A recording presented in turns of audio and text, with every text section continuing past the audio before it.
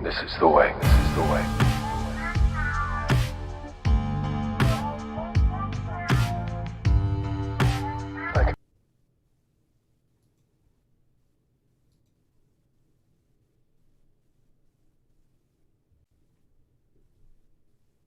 Well, what is up, all of you Ugnots and Jawas out there? We were trying there for a minute.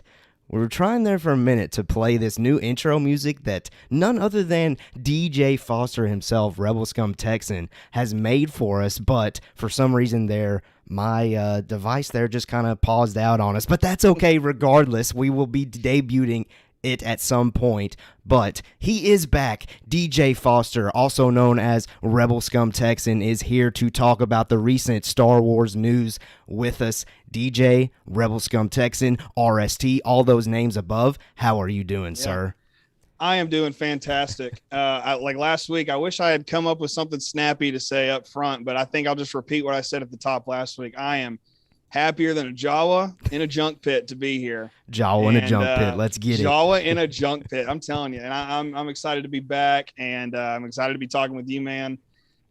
Just looking forward to a good time. Yeah, well, listen, I do apologize there off the top. I thought that was going to work. Like I said, DJ made some great intro music for us. We're definitely going to start using that. I can't wait for everyone out there to actually hear it the way it's supposed to be heard. DJ, do you want to add anything to it, though? Because I know we were talking about it. We're pretty excited about it. I hate that those of you that were watching with us weren't able to hear it in all of its glory. We'll get there, but what do you want to add to that? I just want to say, first of all, it's growing pains. That's what that is. and if it didn't work the first time, don't worry, we'll get it to work. And there's nothing wrong with that. No, it was fun. I hit you up last week, and I was like, hey, have you ever thought about, or have you ever done like a legitimate like intro? And I went back to some of the earliest Mando talk videos and saw a little bit of some of them. And then on my first appearance, there was a song that it was, it's that weird like violin intro thing you hear before every symphony, like ever. Sure. Yeah.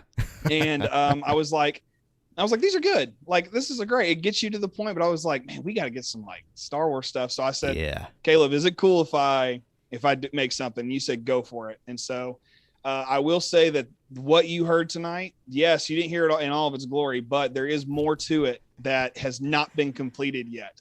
Yeah. And I'm looking forward to finishing that and getting the help I need in order to finish it. And then we'll move right along, and you'll have a brand new, crisp intro. There you go. Fantastic. Well, listen, maybe it stumbled for a reason. Maybe the Force is working here, and it wants the audience to hear it perfectly the first time, in its perfection.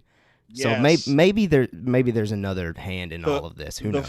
The Force does work in mysterious ways. This is true. That is true. Is the way. Well, listen, we are going to talk about a bunch of Star Wars news tonight. A lot of stuff that I'm looking very much forward to talking about. Like in the title, Luke Skywalker, Ezra Bridger, Grand Admiral Thrawn. Those are three characters that I absolutely love. So I can't wait to focus on that throughout this episode. You know, tomorrow is Friday. That means the Bad Batch is coming. I don't want to spend too much time on this, but I will say that we only have 3 episodes left. I think so. I think they're going to be pretty good. I'll leave it at that. You want to add anything to it?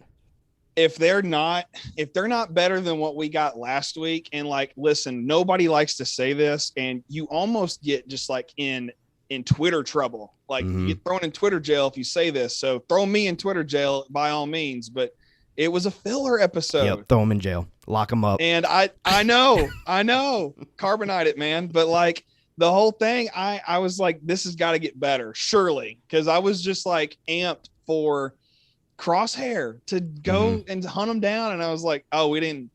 All right, I guess. Like, okay, I can wait a week. But it is what it is, and I'm hoping that the next 3 episodes are just like home run after home run. I'm going to be positive here, and I really, really genuinely feel like they're going to be.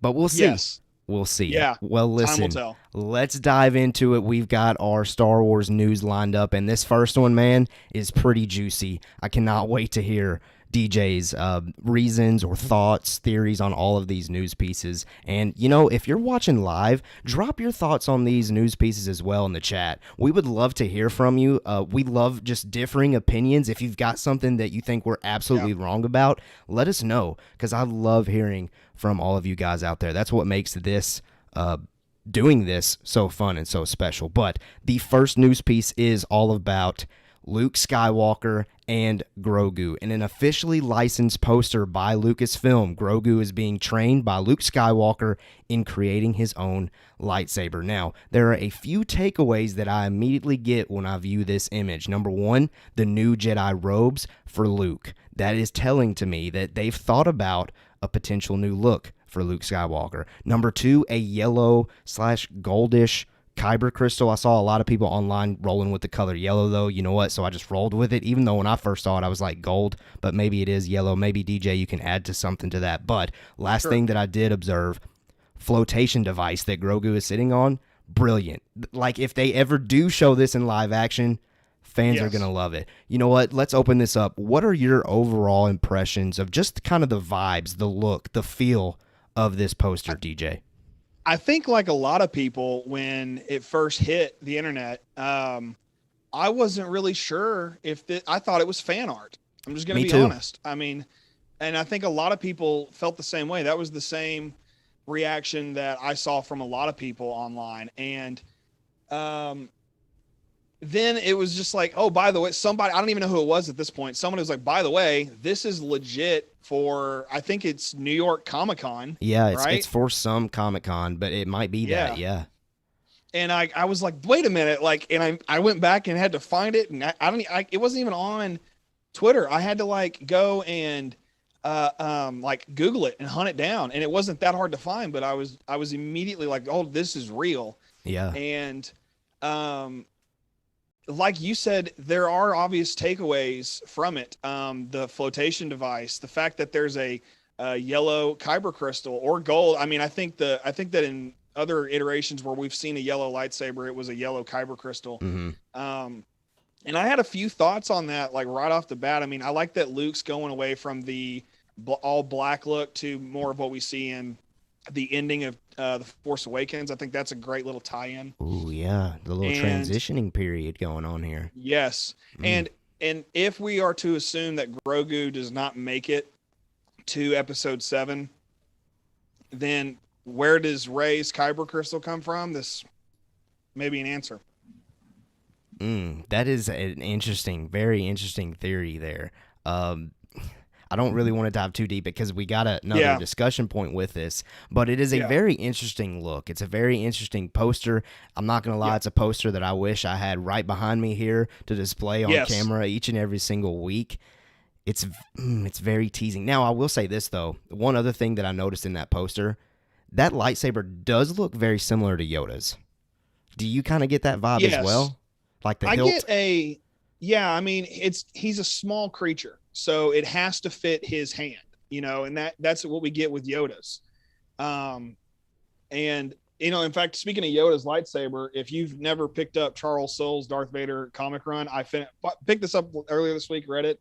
Yoda's lightsaber's in there. I won't say anything else about it, but it's it was a nice reminder, like, oh, that's Yoda's lightsaber. Okay. But it does look a little similar to that. And the only thing that's missing is the ball from Mando's ship, dude. Because I saw a lot of people online say if that little I don't even know, that ball isn't incorporated into his lightsaber, they've done something wrong. And I kind of wish that was on there. Yeah, wouldn't that be cool? That would be incredible. I would love that. Now, was yeah, Grogu given the ball before they parted ways? I don't remember. No, he wasn't. And that's the only issue with that theory and hope, you know, is that that's to say, okay, obviously we cannot have Mando season 3 without Grogu. So it would just make sense. Like when they get back together, let's go ahead and give him that ball. You know, I would like to see that, you know, I just think that'd be something, a nice little passing of the torch or something. I don't even know how to put it. Yeah, sure. Well, listen, like I said, I didn't want to dive too deep into just the poster itself as far as storytelling goes, but there are a lot of takeaways just looking at the visual. There is one other thing, however, that I want to add to this as far as the Mandalorian moving forward. Shamuk, a YouTube deepfake specialist, has been hired by Lucasfilm. One of the most notable edits Shamuk has completed was fixing the Luke Skywalker cameo in the Season 2 finale. It's very interesting that both of these things literally came out within a couple of days from each other. We got word of this poster, followed by we got word of this hiring, specifically from someone that got really big and famous recently, at least on my end, because I'd never really heard of this guy before, fixing the Luke Skywalker cameo in that finale. Now, here's our discussion point that I kind of want to finish this one topic off on. Could these past two news pieces be an indication in the involvement of Luke Skywalker in The Mandalorian moving forward? My gut, my heart tells me absolutely. It makes sense for them to keep pulling at this thread because it was so successful, him showing up. People were talking about it. Star Wars was back. The people that didn't like the sequels, they were loving this. The people that did like the sequels, they were loving this. It was everybody across the board. And why not continue to pull on that thread? You're hiring talent that is displayed that they can, touch on this type of thing. So those are my thoughts. I would love to see Luke Skywalker incorporated in The Mandalorian moving forward, and I think we will, because like you said, it's not The Mandalorian at this point without Grogu, and we know that Grogu is with Master Luke, so we're going to have to see some form of that, and it would make sense. They've already committed to the deep fake route, so I think they're going to continue that with the hiring of Shamuk. What say you, though, DJ? I really think for sure that Luke has to. I mean, what's all this hype for? Like, what is it all for if he doesn't come back? And even it's like episode 1, I can't. It's like let's go with Luke's like a babysitter and Grogu's the worst kid ever. Like, even if it's I can't handle this, you take him. That's okay. Like, because Luke comes back, and that's not going to happen. But like, even at that point, like, that's okay with me because we still get to see Luke. And I'm seeing Zach's in our chat right now. Zach, what's up, brother? Hey, I hope you're doing all right. What up, man? Man, been praying for you and your wife. Hope everything's going well over there. But he says 100% he's going to be in it. And I mean, across the board tonight, I don't think that we can say there's no way he's not. I mean, I just don't see why Lucasfilm would tease this without some kind of a payoff. And if it's not in live action, okay, that's fine. Like, I would prefer live action, but the chances I think are really high. Of Luke making that comeback. It seems like it would just be like an open wound that they would be okay with taking if they didn't capitalize on this. And I don't think they're going to do that. I think you're 100% right in that it would just make sense. And it has to, honestly, at this point, for Luke Skywalker just to show up in some way. It doesn't have to be like a massive role. It doesn't have to be like Ahsoka Tano in her one chapter that she was in this past season. It doesn't have to be like that. It can just be, one small scene, one short scene, kind of like we just got in the finale, and go from there.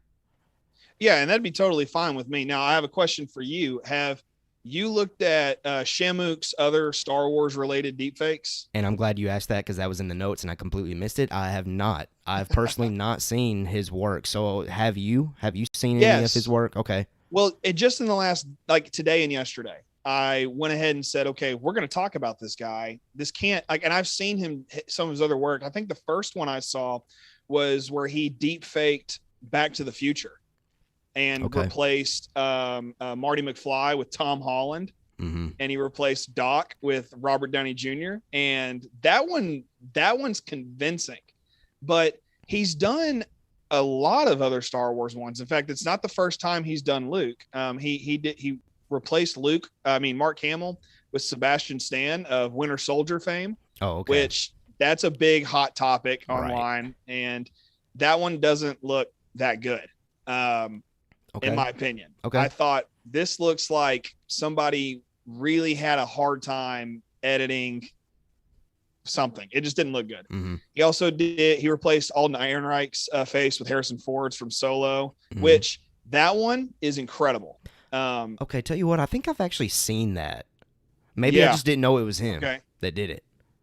Right, I was and I had to go to impressed. his channel. I was I impressed. had to just go to his channel and see it. Yeah. So he did that one. He also replaced Alec Guinness with Ewan McGregor in episode 4. Okay. And then he also fixed the Tarkin and Leia scenes from Rogue One.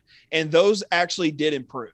Okay. I had to be very objective in my thinking. And the greatest thing about the Leia one is he shows you exactly how he does it.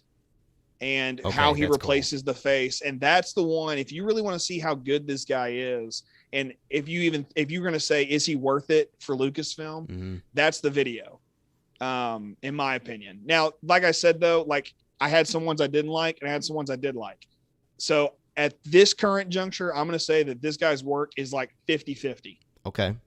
But that's not to say he can't do it, because he definitely doesn't have access the same technologies that Lucasfilm does. Right. And so once he gets in there and plugged in, I think that it would be an absolute slam dunk for him to go forward. And he'll make Luke look even better when he returns to Mando. There you go. I take that stance with you. Now, I do have to real quickly give a shout out. First of all, Zach in the chat, he said something here that's kind of goofy, but it really, makes me happy. He said, Keller looking tan. Let me tell you, I've been working on my tan so hard this summer. If you can't be slim and trim, you might as well be tan and bronze, baby. You got to rock it. I guess so. To each their own. The sun hates me. So when I get out and go to the beach or something, or I got to go mow the lawn, I'm wearing long sleeve, like fishing shirts, so I don't get burned, and I'm covered head to toe sometimes. There's a ton of people in the chat right now, by the way. Speaking of, we've got, my sister. Hey, what up, sis? My sister Savannah is here. She says, sup, DJ, sup, Caleb. And then one of my guys from my youth group at church, his name's Andrew Millers. He actually just said hi to my sister. Thanks, Andrew, for saying hi to us. I really appreciate that, buddy. Appreciate it, man. But then also Blue Harvest Bricks. They're saying more Luke in his Jedi Prime wielding his lightsaber again would be awesome. And that was not my sister. My little brother Brock is using my sister's YouTube account. There you go. So glad you're here, Brock. Love you, buddy. Hey, well, that's a great take by Blue Harvest Bricks. Yes, it is. Absolutely on the money. On the money. That is what I'm here for. Give it to me. Yes, and that's what I want to see. And then, there's another kid from my youth group. Hey, Landon, what's up, buddy? I thank y'all for being here. Absolutely.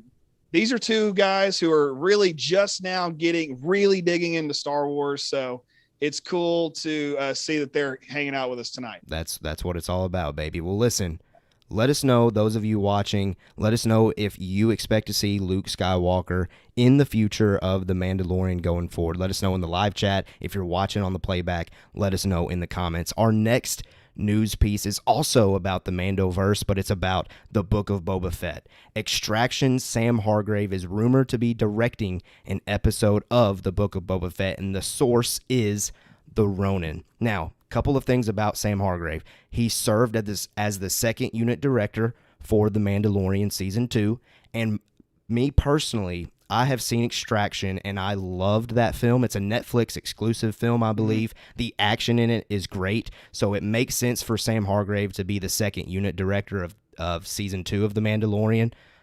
I'm excited to see him possibly jump up into the director spot in the Star Wars universe. Have you seen Extraction, DJ?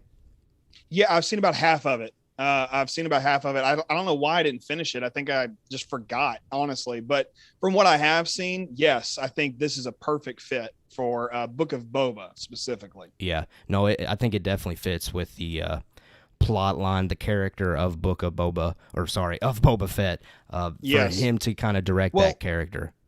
And if I may, when you see Boba Fett return in Mando Season 2, spoilers for those of you who have not seen Mando 2, which a little late, but come on, it's been a minute. But when he shows up, it's brutal.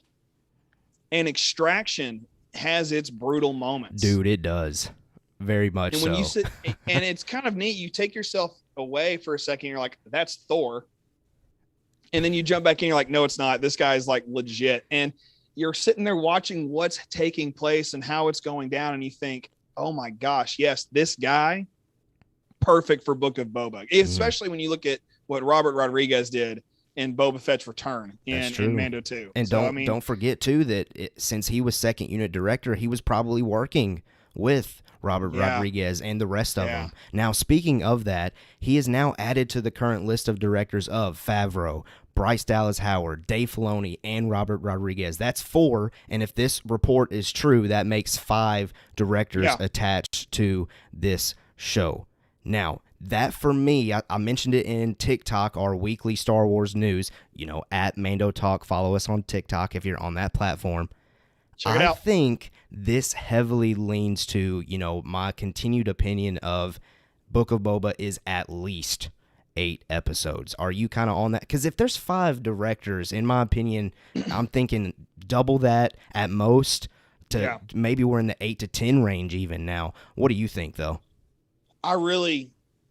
There's no reason to not have 8. It's the formula that Mandalorian has brought to us. I mean, there's just no reason to not have 8 episodes, and that's just what they've been doing.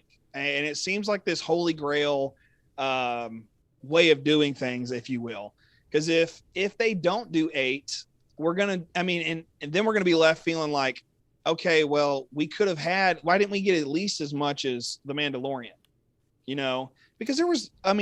It felt like 100 years of us all wanting collectively. Let's get some Boba Fett in here, and then we get the Mandalorian. And I myself, at one point, were like, oh, they're going to come out of left field, and they're going to reveal that the Mandalorian is Boba Fett. Oh, okay. And then at one point, I was like, that's what they're going to do. And of course, didn't happen. And now that we have Boba, I'm just like, it makes sense. Just keep doing 8 and or more. I mean, it doesn't matter if there's more than 8. Anything less would be shortchanging, I think, every fan. I really think that. Now, are you excited for this as far as Sam Hargrave? Like, are you on board? Are you bummed that maybe it's not, and I'll butcher his last name, Rick Famuyiwa, someone that's directed in The Mandalorian before, or maybe even Taika Waititi himself? Like, is this enough for you to move the needle just based off of his previous work? Are you good with it, or maybe are you kind of iffy? No, and this is a guy, we got to remember, he worked as a second unit director in Mandalorian season 2. Mm-hmm.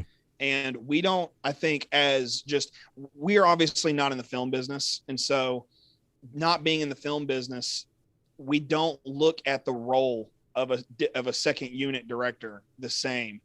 The second unit director, and I only know this because I've done my bonus features type, research. Yeah, there you go. And second unit directing is stuff like, for instance, if you go to his IMDb page, in fact, I have it pulled up right now. Mm-hmm. There's a video that will play. It's a little like clip. And the first video that popped up for me when I looked it up was Captain America lifting Thor's hammer in Endgame. Yeah. He was the second unit director on Endgame. And you don't get that moment where it's just this perfect, he picks up the hammer or whatever happened. Mm-hmm. And you don't get that without a second unit director. Correct. They're the directors who fill in those gaps that are needed for the story. So that to say that if he's aware of what gaps need to be filled, he definitely knows how to direct a whole episode. Yeah. That's my approach to it. That's how I feel about it and how I think this is going to go down. So Sam Hargrave all day. I mean, if you've seen those t-shirts that say written and directed by George Lucas, if it says directed by Sam Hargrave and it's got the Star Wars, I'll wear it. I'm excited about it. Yeah, I'm excited about it. And I'm the same way. I've been impressed with everything that he has put his creative hands on. So I'm excited. I can't wait to see what he delivers as far as directing an episode of the Book of Boba Fett, if in fact this report is correct. But from things in the past that I've reported on the podcast here from the Ronin, they typically end up actually being true, if I'm remembering correct. So I think I think this one is true. I think this one we can take with some validity. Now, there is also one other news thing out there for the Book of Boba Fett. It's not a big one, but, to keep all of our listeners informed, Dean Cundey, a cinematographer known for his work in the Jurassic Park franchise, has been reported as completing the same role for the Book of Boba Fett. The source on that was AC Magazine. Now, strictly in that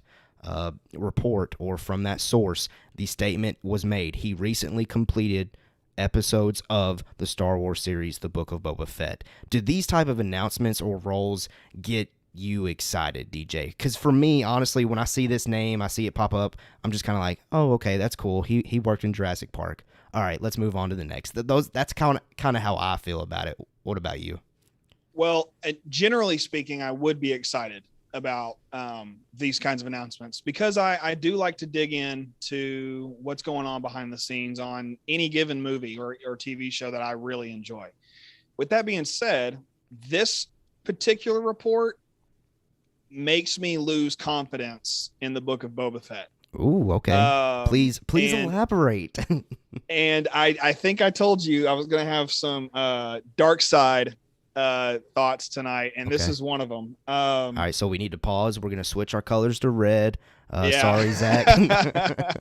No, I'll keep it green, but at the same time, I legitimately am not thrilled with this. And here's why. When you look at Dean Cundey's IMDb, and I have it pulled up, his best movies he's done are not within the last 20 years. Okay. They are dated. And I say that with respect because as a cinematographer in the time in which he did his best work, Jurassic Park, the Back to the Future trilogy. Yeah. Good call. He's done, well, there's other ones he's done that I'm looking at. He worked on Hook. I mean, he was on Halloween 2, which I have not seen the Halloween movies, but like I know there's a huge following there. Yeah, absolutely. He did Roadhouse.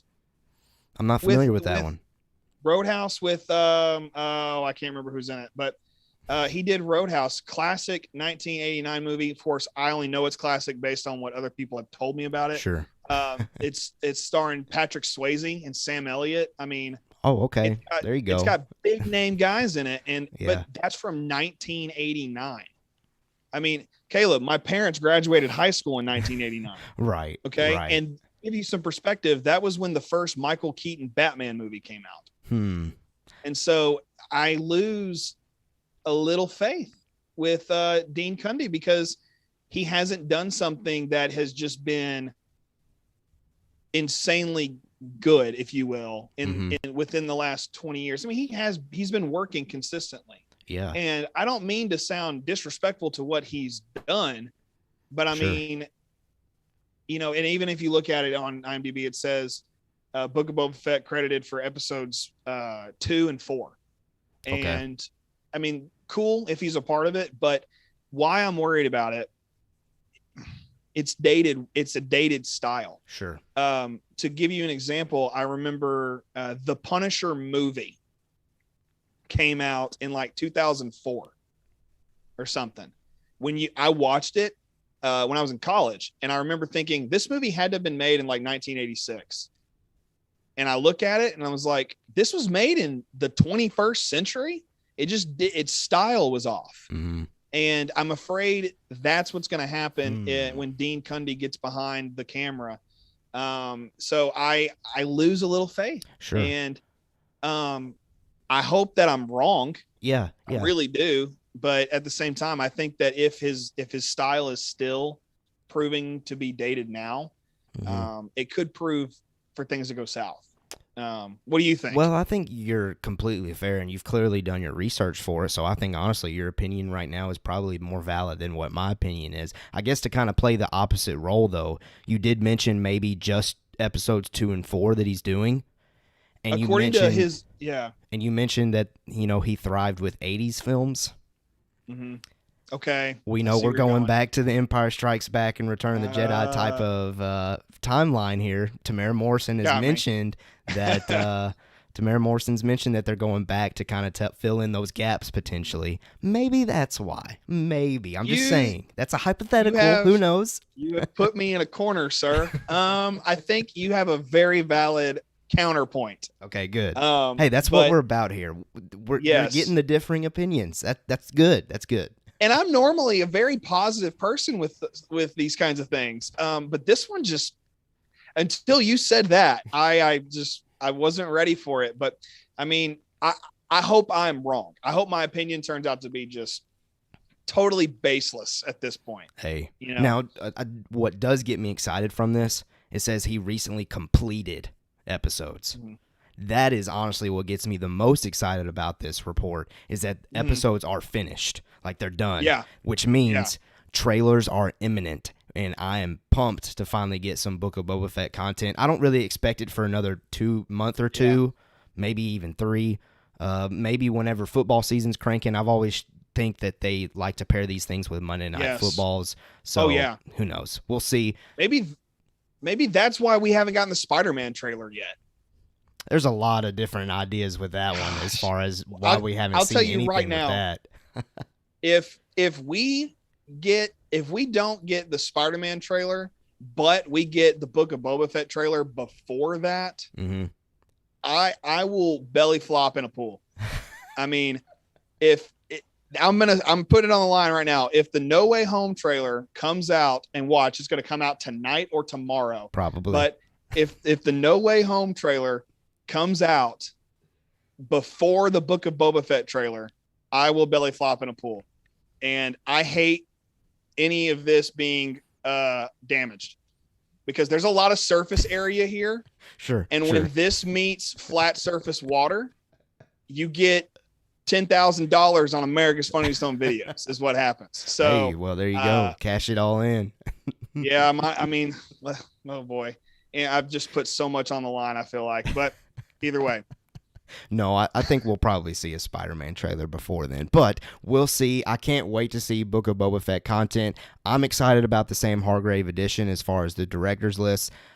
Maybe we see some negatives as far as this cinematographer, Dean Cundey, being added to the lineup, but maybe there's a positive as far as us going back to Empire Strikes Back or Return of the Jedi, those type of films. Maybe that's what they're doing there. Who knows? But what say Makes you? Sense. You let us know what you think about those things. And let's keep on going. We got other Mando-Verse news, and this one is probably, well, behind the Luke Skywalker and Grogu poster, I think this one is probably the one that's getting the most talked about right now, and that is Mena Massoud has been cast as Ezra Bridger, and Lars Mikkelsen has been cast as Grand Admiral Thrawn. The source on this is LRM Online. Now, let's pause there before we get into our big focus as far as discussion goes with this news piece.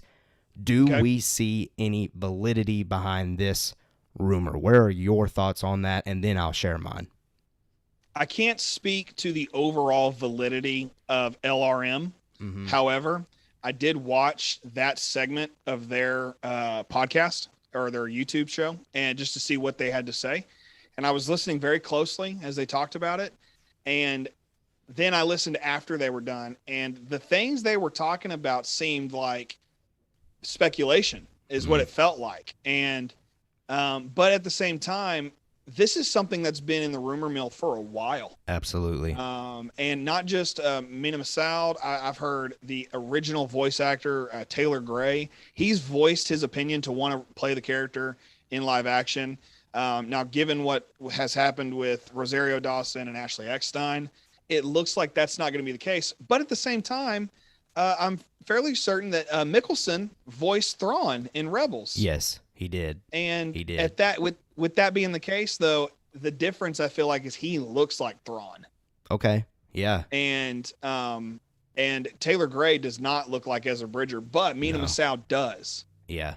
Yeah. And he has the acting chops to, move forward. So, as far as the validity of it goes, I think it's possible. Mm-hmm. but one of those take it with a pinch of cinnamon type of situations. Sure. I'm going to put my vote, if this was a poll, I would say that this is valid. I think we are going to see these two performers play these roles. Here's my reason for that. Mena Massoud, like you mentioned, his name has been floating around with Ezra Bridger for a while now, like almost beginning of the year. So there's first big reason there. A lot of the Star Wars news outlets have talked about that for a while now as far as him playing Ezra. Lars Mikkelsen, also you alluded to, voices Thrawn in Rebels. And might I add this, we were talking about this before the show, and I've mentioned this on the show before. I finally got into this novel, Heir to the Empire, which was the first novel that introduced Thrawn. It's not canon anymore, but it is the first content where you actually got to read what the character of Thrawn is like. Anytime I read anything about Thrawn, I hear Lars Mikkelsen's voice now. He is, in my opinion, he is Thrawn. And so him being thrown into that role, I think adds excitement for me as far as who could potentially be portraying Thrawn. I think that would be absolutely perfect. And then to kind of double down on this, you kind of alluded to it a little bit with Rosario Dawson, but on the flip side, Katie Sackhoff, she voiced Bo-Katan, and they brought her into play her live action. Yes. So I think they've shown that they're willing to do that. I think they might do that with Lars Mikkelsen. So I'm going to say that this rumor is valid only because I keep seeing a bunch of outlets that I usually trust talk about these things as well. I guess that's where I land. I'll go opposite, just for the sake of chaos. Okay. Chaos shout is out a to ladder. Zach.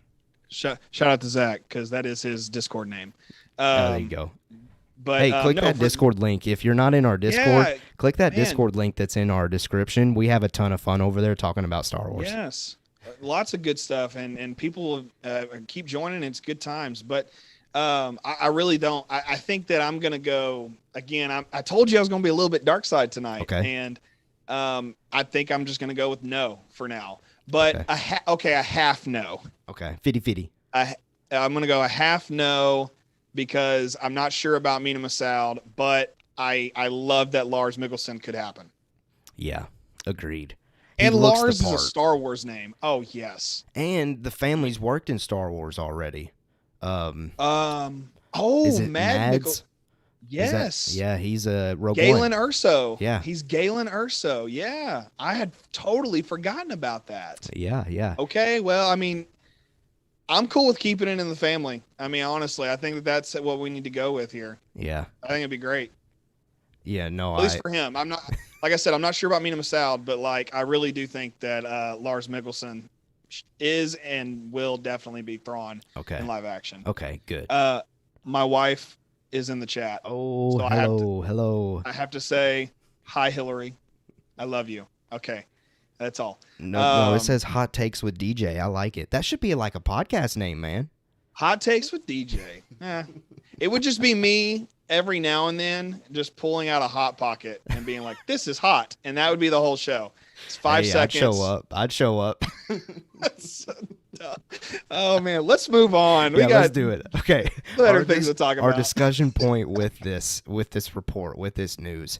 In this rumor, it's not clear whether this is for the Ahsoka series or the Rebels spinoff. Now, I'm going to pose the question. I have a feeling we're going to answer the same thing, but I'm going to pose a case for both at least. Which project do you expect these two to show up in? We've got option 1, just straight up the Ahsoka series, or option 2, could there be a case for a Rebels spinoff? Let me go ahead and just share my 2 answers for this. Yes, please. Or actually, let's take it one at a time. Let's do Ahsoka first. Yeah. Because I think that might be the more obvious one. And then let's go to the Rebels spinoff first. Second. Case for Ahsoka series. It's clear in The Mandalorian Season 2 that Ahsoka's main motivation is finding Thrawn, which means, if you've seen Rebels, means she's also probably trying to find Ezra Bridger. This would make logical sense to be the main focus of the actual show, and then also to incorporate Thrawn in this big event that Lucasfilm has alluded to at this point, that it's building toward. I've always been of the belief you can go back and listen to it, watch it, whatever you got to do.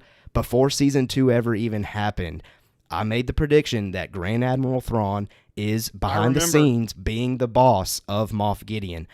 I think that is starting to play out, and I would love to see it. So that's my case for this being incorporated into the Ahsoka series, because it's very clear that that's Ahsoka's motivation, because she says, "Where's Grand Admiral Thrawn?" What say you? Well, you kind of alluded to it, but Rosario Dawson kind of helped solidify the news about Ezra and Thrawn possibly making an appearance somewhere. Yeah, I forgot to mention that. I'm glad you mentioned that. Well, I wrote it down for my own sake, so I could bring it up too. But yeah, I think that her putting that on her Instagram story, first of all, does help solidify it, even though it's still like okay, who knows kind of thing. Mm-hmm. But at the same time, I do remember when you made that prediction going into season 2 of Mandalorian. I do remember that you saying Thrawn would show up. I was like, there's no way. There's no way Thrawn's going to show up. And then Ahsoka gets in there, of course, does what she does best and just says flat out, "Where is Thrawn?" And I thought, no way. Like, there's no way. So that's why I'm like, yes, Thrawn's going to be in live action. But as far as like this being both of them showing up in Ahsoka, definitely Thrawn. Mm-hmm. There's no way one of them for now. Okay. Like I really can't say about Ezra, and that has a little bit to do with my thoughts on Rebels, the spinoff, as far as that goes. So I'll hold on to that for a second. But yeah, I mean, I don't see why. I mean, again, like I said a second ago, I don't see why he can't show up, and I'm okay if he shows up. And I think you even said about it kind of molding into like a big event for Mando. Yeah, early on, I kind of thought that it was going to be like Favreau setting up a Game of Thrones type of storytelling where you got something going on over here, you got something going on over there, and eventually they're going to connect with each other. Now, Game of Thrones was obviously one show, but I think Favreau's taking it in the approach of, okay, here's The Mandalorian, here's the Book of Boba Fett, here is Ahsoka, here's Rangers if it ever gets made, and then they're all going to combine into this big major event, film maybe, who knows. And that's why dude, if it's a film, that would be Thrawn awesome. Was going to be there. Oh, absolutely. Absolutely. And if Thrawn shows up and he's the main big bad of that movie, oh my gosh. I mean, people will lose their minds. I mean, people who hated the sequel trilogy, who are like upset that the legend stuff is no longer canon, they're going to turn out and be like, about time. Like they're going to be stoked about that. And people that love this book, yes, I think are really going to love Mando-Verse once they finally wrap it up, because I'm like 90% certain Thrawn is involved somehow. There's no way he's not. I'm that confident. No, and I'm telling you, there's no way Thrawn isn't involved. He has to be. To be. I mean, he's the perfect Tarkin-esque character to bring into this very weird world that Filoni and Favreau have created. I mean, it makes sense. It makes sense. Yeah. Well, listen, do you want to segue into the case for the Rebels spinoff? Yes. It's crazy. Like you said, the amount of Rebels content we've been getting, especially with Bad Batch. Yeah. I mean, right off the bat with Bad Batch, we got Caleb Doom, also known as Kanan Jarrus. Yeah. Hello. Yeah. I mean, with Depa Billaba, his master, and such a heartbreaking thing. Yeah, it was. And it's like cartoons are not supposed to break your heart, and that one does. And then of course recently, Hera and Chopper. And then of course now potentially Ezra and Thrawn. And you put it in the show notes. Coincidence? No. There's no way it's a coincidence. It's all getting brought up at the same time. I think that's the big case for a Rebels spinoff. Yeah. Is they're bringing up these characters again for a reason. So maybe they are striking that Rebels flame again. Who knows? Let me ask you though, do you think it's a Rebels spinoff in live action, or do you think it remains animated? You know what? I've had this thought in the back of my mind that maybe since they're not sure if they're ever going to be able to greenlight Rangers, that somehow a Rebel spinoff could form instead in its place. That could still maybe focus on Hera being like the main pilot or whatever for this New Republic. She's the Ranger of the New Republic. There's your Rebel spinoff that brings in all of these live action characters. And that's a live action show is what you're pitching, right? Yeah. Man, until you said that, I was thinking, no, keep these characters in animation, at least for a Rebels spinoff. At least just for a spinoff, though. I mean, really, when you think about it, Bad Batch is a spinoff of Clone Wars. Now, for obvious reasons, you can't do Bad Batch in live action. It's just it just wouldn't work. There'd be too much going on there. Yeah, and there are certain things in Bad Batch and Clone Wars that I would like to see come into live action. Case in point, Cad Bane. Oh gosh, but yes. even if they, I want Cad Bane in the Book of Boba Fett so bad. Yes. And if not in the Book of Boba Fett, I want that that released unfinished Clone Wars episode where him and Boba have a standoff. Yeah. I want that in Bad Batch. That would be cool. And if it's not this season, maybe the next. And if it doesn't happen at all in animation, put that thing in Book of Boba Fett. I don't care if it took forever to get to that point. I think it'd be awesome. And that's kind of a off topic, I guess, in a way. But I up to now, up until you said, hey, replace Rangers and have Hera, or not even replace it, just have Hera be the leader of the Rangers, whatever that is. Yeah. That would be so dope. I mean, can you imagine? I mean, we already had sort of a live action Ghost ship. You know what I mean? Right. In Rogue One. Their ship was in Rogue One. It was just off to the side, and Chopper was in the background. And so we've already had live action Chopper and live action the Ghost. So yeah, it's kind of one of those. I'm starting to kind of agree with you on this one. I think that very easily could.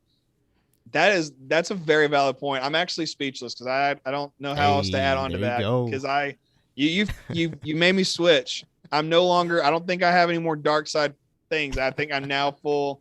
I've taken my kyber crystal that used to be green.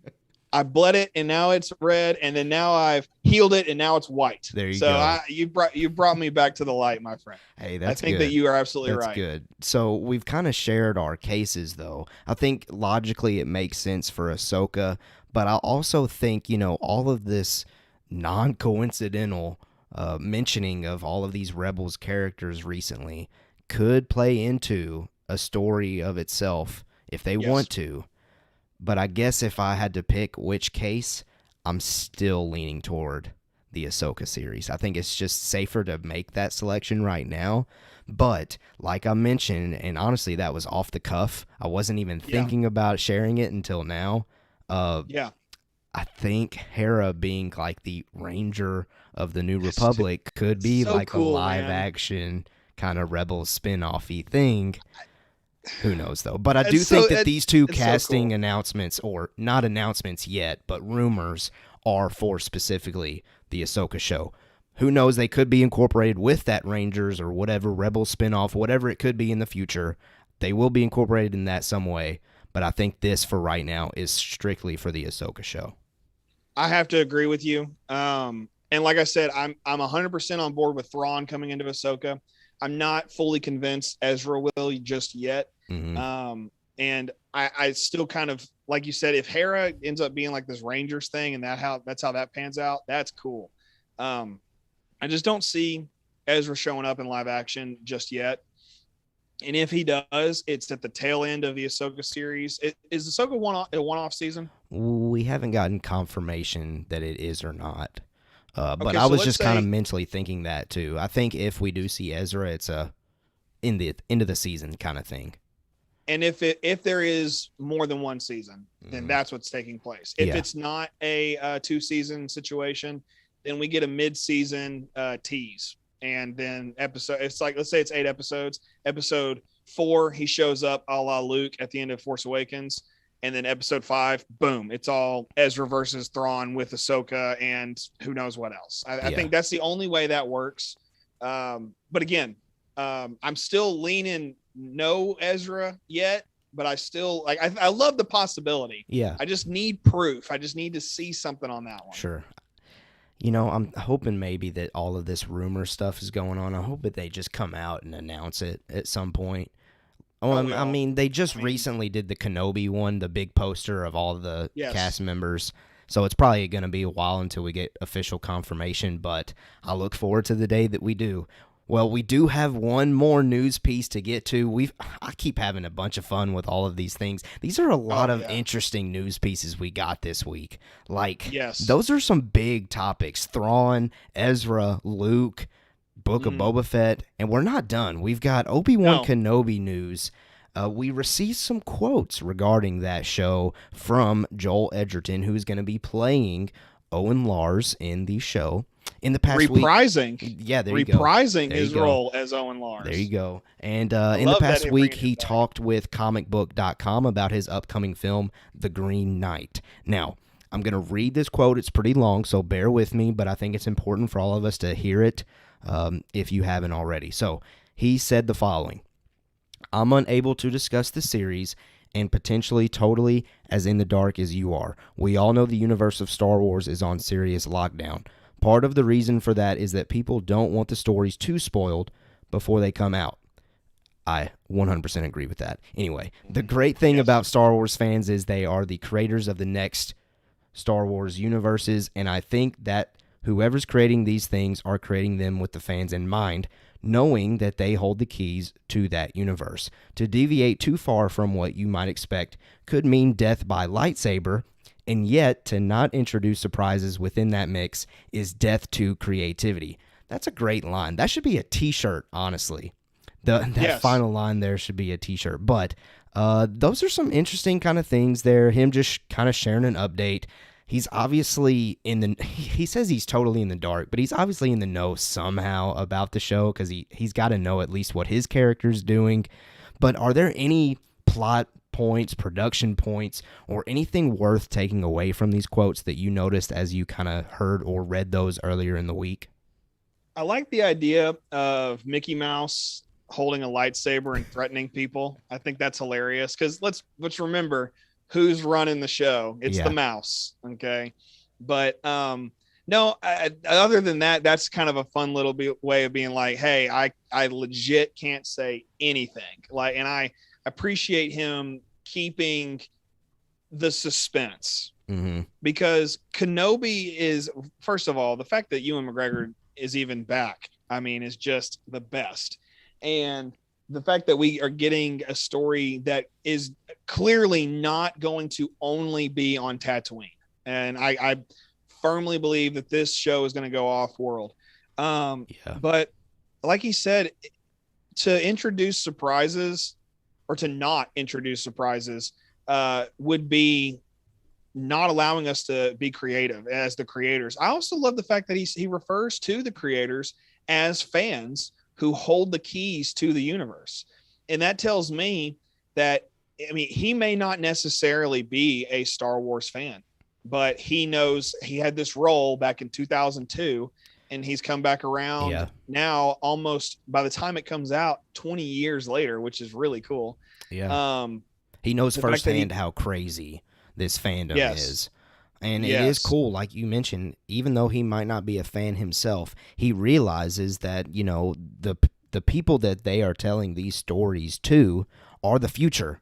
That is what we, the audience, not me in particular, I'll probably never get a job at Lucasfilm, but wouldn't that be great? That would be incredible. The fans out there that do one day become employees of Lucasfilm are going to be the ones to pass on this great story to our kids and to our kids' kids and so on and so forth.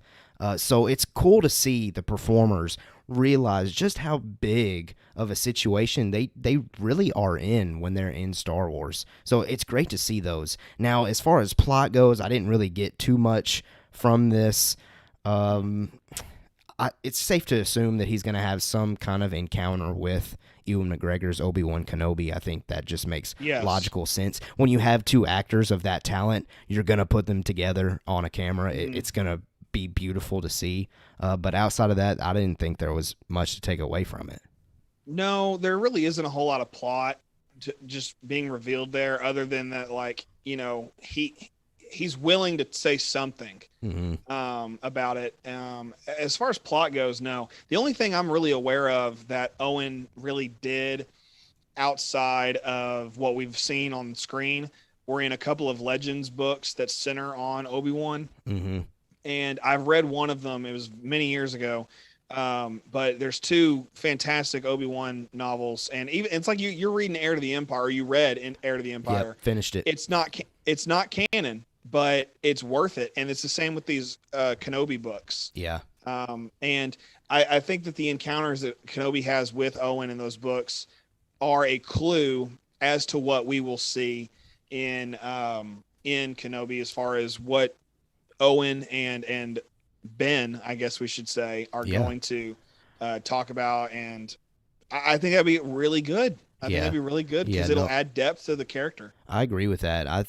Even though it is Legends, I definitely think that they're using that as source material to help them as far as understanding what these characters could be facing in this time slot. And I think that's always wise to do. If they're going to completely ignore Legends, I think that's a wrong take. I think you might as well dive into what's there, pull out the things that you like, pull out the things that are doable, and then go from there. And I think they probably are doing that. Well, listen, that is all of our news pieces for this week's show. Did you have anything else that you wanted to say there? No, it looked like I cut you off. Well, I've forgotten. Man, I'll tell you, there's thoughts come in and then they're just gone. And it happens way too often. And shout out to my wife for dealing with that on a regular basis. Sure. No, I like you said, I think that is definitely what we're going to see. I think that we're going to have to lean into some Legends material. And I remember now. They've already kind of cherry picked a few things from Legends. Hello, Thrawn. Big time. That's the biggest one I think that we all know was cherry picked. And then if you're a big Legends fan, then you know that Rey and Kylo Ren are based on different things from Legends. I don't know about the other characters, the main characters from the sequel trilogy, but definitely those two are tied into some Legends material. Yeah. Or at least they're inspired from Legends material. Oh, absolutely. I remember seeing, when I first found out that Kylo Ren's name was Ben Solo, I was like, oh, hey, that's neat. And it's not now. I don't remember. I think Luke had a son in Legends named Ben. Yeah. Which I thought that was cool. But I also know that when Han and Leia had kids, their third child, they named Anakin. So. Yeah, I think that's right. Yeah. And he had Jason and Jaina, the twins. Yep. Which I love that there was a twins thing. I kind of wish that we had seen something similar to that in the sequel trilogy, but it's okay. I'm okay with what we got. Yeah. At the end of the day, Rise of Skywalker holds a very high place on my list as a top 5. That's good out of all of them. Yeah. So I really do enjoy what ended up happening there. But all that to say, if we had gotten, I didn't expect to talk this much Legends tonight. Hey, but I love it. I'm loving it, honestly. And this is based on just a handful of things I've read. I've not read a whole lot, and this is just information that I've gained over time. But Jason and Jaina Solo being in there, and then knowing that they have a third child named Anakin, also knowing that Luke and Mara Jade have a child, and they name him Ben. It makes sense. It makes sense that they would pick that and say, oh, it would be really cool if Leia and Han were so impacted by Obi-Wan in one movie that they say, we're naming our son Ben. Like that's a great way of looking at it. And you don't think of it. Oh, sorry. I hit my microphone. You don't see it as something that would happen, but it is what happened. And I'm okay with that, how that worked out. So all that to say, the fact that we can use Legends material, and especially in the case of Owen Lars, and Aunt Beru, I think that'd be great if those kind of things get thrown in there. I want to see Obi-Wan and Ben get into a shouting match. Obi-Wan and Owen. I'm sorry, Obi-Wan and Owen. My bad. Yeah. I No, want to see them. Names, yeah, there's a lot of names, but I want to see them get into a shouting match over what to do with Luke. That's because it is in Legends that happens in a couple of places, and it might happen in canon in a comic book somewhere. Now that I'm thinking about it. It would totally make sense. Yes, and I would love to see. And Joel Edgerton has since now, when you look at him as Owen in episode 2, it feels like a weak performance. But when you look at what he's done, my favorite movie he's done is Warrior, and it's a UFC style movie. I love UFC. And when you watch this movie, and him and Tom Hardy are both in it, with Nick Nolte. So another neat little Star Wars connection. Yeah. And when you see him in that movie, I love that movie. I love how well he acts in that movie. And there's a couple of really good shouting match scenes. And then of course, on Netflix, Ewan McGregor has just done a show called Halston, based on the fashion designer. Mm-hmm. And I've seen a few episodes of it, and he gets into some shouting matches with some characters. Yeah. So you take that plus this, and you make them yell at each other for about a minute or two. I think that makes for some great content and stuff I've wanted to see for a long time regarding Owen Lars and Ben Kenobi. So I want to see that. I hope that's where they go with it. No, and I think they will. It just makes sense for them to rely on that Legends, or not necessarily rely on it, but use it. And I think we'll continue to see that at play. And listen, like I mentioned earlier, that is our final news piece. We have now hit all of the recent news in this past week of Star Wars content, and it was fun doing it with Rebel Scum Texan, also DJ. That's his real name. I always am gonna call you Rebel Scum Texan, though, man. It's just a great name. Great name. I love that. But listen, if you are here for the first time, first of all, we really appreciate how active the chat was. A lot of family members in there from DJ's tree there. Also, maybe some people that you also knew from church. Just a lot of people joining us. We really appreciate it. If you are not subscribed, please do us an awesome favor and subscribe.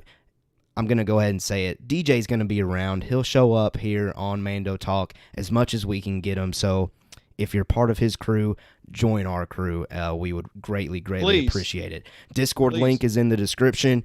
Click that link if you want to come join our Discord just to talk about Star Wars or talk about random things. We had a conversation about favorite movie snack items the other day. So It's not always just Star Wars. It's just us, having fun, creating a community. So if you want to join that, go ahead and click that link. Well, listen, that's all the plugs that I have to mention.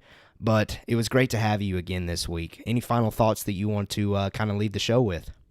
Yes. I'm looking forward to Bad Batch tomorrow. Yeah. Be tuning into that tomorrow. I can't wait to see what happens. Again, thanks to Zach for having a child so that I could be here. But it's seriously, I legitimately have been praying for you and your wife and y'all's new baby. Very excited for you guys. Secondly, there is an old Naboo proverb. Mm-hmm. It dates back to 399 BBY. And it is, what is life if it lacks Jar Jar Binks? And finally, and lastly, go tell your mama you love her. That's all I got. Dude, that is just golden. The way that I should hit in stream right now. We're done. We're out. But you have one more thing to say. We're out. I do have one more thing to say, and that is this. Well, first of all, come see us on Monday to hear the Bad Batch spoiler discussion. And we have spoken.